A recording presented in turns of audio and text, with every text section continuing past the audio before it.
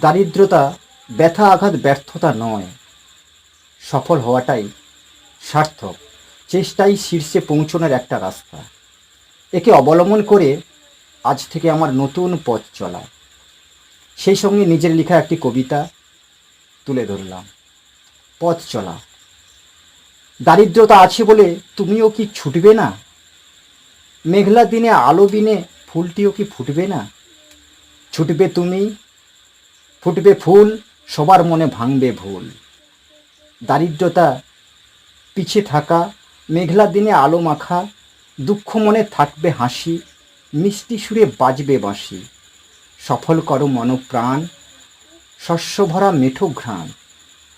দুঃখ থাক দূরে, মনটা যাবে ঘুরে। নমস্কার। ভালো লাগলে একটু আশীর্বাদ, একটু ভালোবাসা, ক্ষণিকের শিশির।